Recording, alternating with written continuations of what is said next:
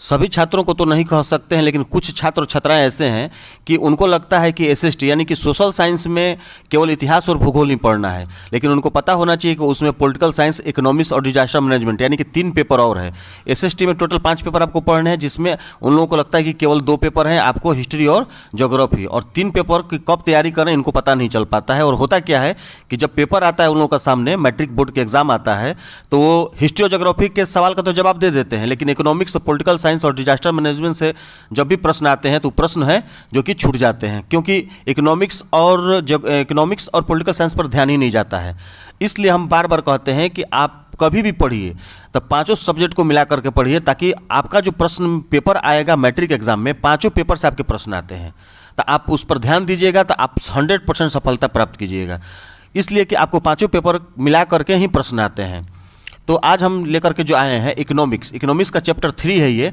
Economics का chapter 1 और 2 play list में आपको मिल जाएगा। तो चैप्टर वाइज आपको हम इसलिए बार बार सलाह देते हैं कि कहीं भी पढ़िए, कभी भी पढ़िए तो चैप्टर वाइज ही पढ़िए।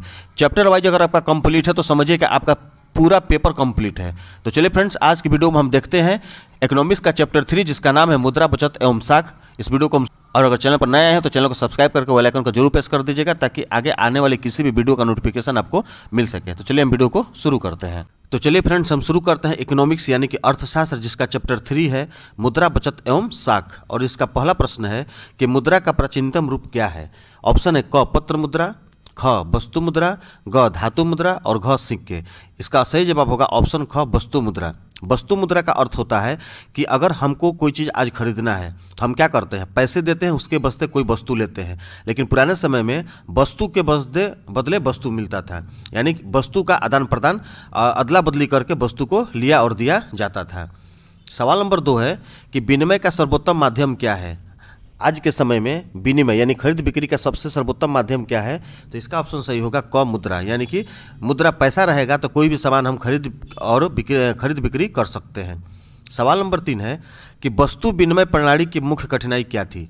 ऑप्शन है क मूल्य मापन की कठिनाई, ख आवश्यकताओं के दोहरे संयोग का अभाव, ग ऑप्शन है क एवं ख दोनों और घ इनमें से कोई नहीं। इसका सही जवाब होगा ऑप्शन ग, क और ख दोनों, यानी कि क है मूल्य मापन की कठिनाई भी सही है और ख आवश्यकताओं के दोहरे संयोग का अभाव भी है।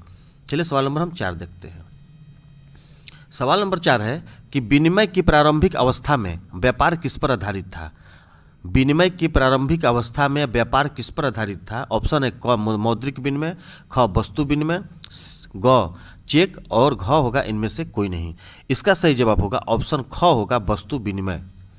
सवाल नंबर 5 है कि किस धातु का मुद्रा के रूप में सर्वाधिक प्रयोग हुआ है।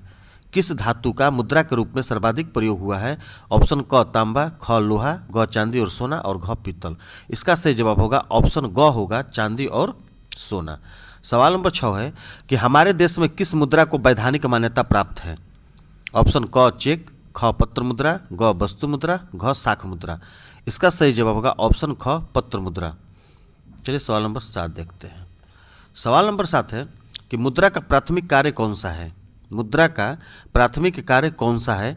ऑप्शन है क विनिमय का माध्यम, ख मूल्य का हस्तांतरण, ग विलंबित भुगतान का मान और घ मूल्य का संचय। इसका सही जवाब होगा ऑप्शन क विनिमय का माध्यम। सवाल नंबर 8 है कि साख का अर्थ क्या है। साख का अर्थ क्या है। अगर आप साख का अर्थ समझना चाहते हैं तो ठोस भाषा में समझिए कि विश्वास का पात्र आप समझ सकते हैं। ऑप्शन है क ऋण लौटाने की क्षमता, ख विश्वास करना, ऑप्शन ग क एवं ख दोनों और घ इनमें से कोई नहीं। इसका सही जवाब होगा ऑप्शन ग होगा क एवं ख दोनों, यानी कि अगर आपको कोई बैंक या कोई भी व्यक्ति अगर आपको कर्ज देती है तो आपको सबसे पहले देखती है कि आप वो लौटा सकते हैं कि नहीं, तो उसको विश्वास कहते हैं। और दूसरी कि आप में क्षमता है कि नहीं उस पैसे को लौटाने के लिए ऋण के रूप में, तब जाकर के आपको बैंक जो है पैसा देता है या कोई व्यक्ति आपको पैसा ऋण पर देता है। इसलिए ऑप्शन क और ख दोनों सही है, ऋण लौटाने की क्षमता और ख विश्वास करना। चलिए सवाल नंबर 9 है कि बचत को प्रभावित करने वाले प्रमुख तत्व हैं। बचत को प्रभावित करने वाले प्रमुख तत्व कौन है। इसका सही जवाब होगा ऑप्शन घ होगा इनमें सभी। बचत करने की इच्छा भी होगी, बचत करने की क्षमता भी सही है और ग है बचत करने की सुविधाएं भी। चलिए सवाल नंबर 10 देखते हैं। सवाल नंबर 10 है कि किस मुद्रा के चलते विनिमय कार्य सरल हो गया है। किस मुद्रा के चलते विनिमय कार्य सरल हो गया है? ऑप्शन क पत्र मुद्रा, ख प्लास्टिक मुद्रा, ग वस्तु मुद्रा, घ इनमें से कोई नहीं। इसका सही जवाब होगा ऑप्शन ख प्लास्टिक मुद्रा। अब आपके जेहन में आएगा कि प्लास्टिक मुद्रा क्या है। प्लास्टिक से हम कौन से सामान खरीद और बिक्री कर सकते हैं? तो प्लास्टिक मुद्रा का अर्थ होता है फ्रेंड्स डेबिट कार्ड और क्रेडिट कार्ड, जिसको आप एटीएम कार्ड बोलते हैं, वही डेबिट कार्ड और क्रेडिट कार्ड, उसी को प्लास्टिक मुद्रा बोल रहा है। आप कहीं भी उससे लेन देन कर सकते हैं, उसी को आप प्लास्टिक मुद्रा के रूप में ये बोल रहा है। इसीलिए मुद्रा के चलते, प्लास्टिक मुद्रा के चलते विनिमय कार्य जो है आज के समय में सरल हो गया है। सवाल नंबर 11 है कि मौद्रिक युग का आरंभ किस शताब्दी से हुआ? इसका सही जवाब होगा ऑप्शन ग 18वीं शताब्दी। क्लियर है? चलिए हम अगला देखते हैं। सवाल नंबर 12। सवाल नंबर 12 है कि इनमें कौन विधि ग्राह्य मुद्रा है? इनमें कौन विधि ग्राह्य मुद्रा है? ऑप्शन है क चेक, ख ड्राफ्ट, ग 10 रुपये का नोट और घ उपयुक्त सभी। इसका सही जवाब होगा ऑप्शन ग 10 रुपये का नोट। सवाल नंबर 13 है कि आधुनिक युग की प्रगति का श्रेय मुद्रा को ही है, यह कथन किसका है? ऑप्शन है क ट्रेस्कॉट, ख मार्शल, ग कैमरोन और घ क्राउथर। इसका सही जवाब होगा ऑप्शन ख मार्शल। सवाल नंबर 14 और 15 देखते हैं। सवाल नंबर 14 है कि विनिमय के रूप हैं, यानी कि विनिमय के कितने रूप हैं? इसका सही जवाब होगा ऑप्शन 14 का होगा क, यानी कि 2, क्रय विनिमय और विक्रय विनिमय। याद रखिएगा, 2 विनिमय है, क्रय विनिमय और ख दूसरा विक्रय विनिमय। क्लियर है? इसलिए ऑप्शन क सही है। सवाल नंबर 15 है कि वस्तु विनिमय प्रणाली में विनिमय होता है। वस्तु विनिमय प्रणाली में विनिमय होता है। देखिए प्राचीनतम प्रणाली आ गया यहाँ पर, तो होगा ऑप्शन 15 का घ सही होगा, वस्तु का।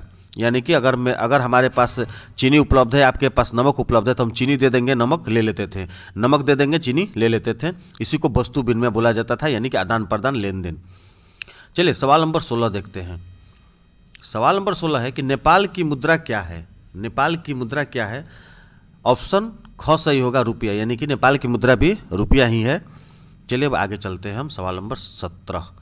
सवाल नंबर 17 है कि एटीएम का अर्थ क्या है? एटीएम का अर्थ क्या है? इसका सही जवाब होगा स्वचालित टेलर मशीन, यानी कि एटीएम, ऑटोमेटिक टेलर मशीन। इसका सही जवाब होगा 17 का ग होगा। क्लियर है? सवाल नंबर 18 है कि चेक एक प्रकार की मुद्रा है, यानी किस प्रकार की मुद्रा है? इसका सही जवाब होगा ऑप्शन क साख, यानी कि चेक जो है एक प्रकार की साख मुद्रा है। सवाल नंबर 19 है कि प्लास्टिक मुद्रा का एक सुंदरतम उदाहरण है। ऑप्शन है क चेक, ख बैंक ड्राफ्ट, ग एटीएम और घ मिश्रित मुद्रा। इसका सही जवाब होगा ऑप्शन क चेक। सवाल नंबर 20 है कि एटीएम के द्वारा पैसे निकाले जा सकते हैं। इसका सही जवाब होगा ऑप्शन ग 24 घंटे, यानी कि एटीएम से आप 24 घंटे भी पैसे निकाल सकते हैं। यानी कि 24 घंटे नियम है कि एटीएम खुला रहना चाहिए। लेकिन कहीं कहीं रूरल एरिया, यानी कि देहात एरिया में देखा जाता है कि दिन में एटीएम खुले रहते हैं और रात में बंद कर दिए जाते हैं, सिर्फ सुरक्षा के दृष्टिकोण से। चलिए सवाल नंबर 21 देखते हैं। सवाल नंबर 21 है कि थोड़ा सा छोटा कर दिया जाए इसको। सवाल नंबर 21 है कि मनुष्य के आर्थिक जीवन में सबसे महत्वपूर्ण है। ऑप्शन क सही है, मुद्रा, यानी कि मनुष्य के आर्थिक जीवन में सबसे जरूरी जो चीज़ है वो रुपया, पैसा, यानी कि मुद्रा है। ऑप्शन क सही है। सवाल नंबर 22 है कि आधुनिक युग में उद्योग मुद्रा रूपी वस्त्र धारण किए हुए है, यह कथन किसका है? इसका सही जवाब होगा ऑप्शन क प्रोफेसर पीगू। सवाल नंबर 23 है कि मुद्रा ने साख प्रणाली को कैसा बनाया? मुद्रा ने साख प्रणाली को कैसा बनाया? इसका सही जवाब होगा ऑप्शन ख संभव, यानी कि मुद्रा ने साख प्रणाली को संभव बनाया है। चलिए सवाल नंबर 24 देखते हैं। सवाल नंबर 24 है कि थोड़ा सा इसको और बड़ा कर दिया जाए तो अच्छा लगेगा, देखने में भी आप लोगों को आसानी होगी। सवाल नंबर 24 है कि मुद्रा एक अच्छा है। ऑप्शन क रैयत, ख मालिक, ग राजा और घ सेवक। इसका सही जवाब होगा ऑप्शन घ सेवक। मुद्रा जो है एक अच्छा सेवक है। चलिए सवाल नंबर 25 देखते हैं। सवाल नंबर 25 है कि क्षणिक या तत्काल उपभोग में आने वाली वस्तुएं होती है। क्षणिक या तत्काल उपभोग में आने वाली वस्तुएं होती है क चालू, ख पुरानी, ग टिकाऊ और घ नई। इसका सही जवाब होगा ऑप्शन क चालू। सवाल नंबर 26 है कि साख का एक पक्ष है। इसका सही जवाब होगा ऑप्शन ग ऋण। सवाल नंबर 27 है कि प्रतिज्ञा पत्र है एक प्रकार का। इसका सही जवाब होगा ऑप्शन क साख पत्र।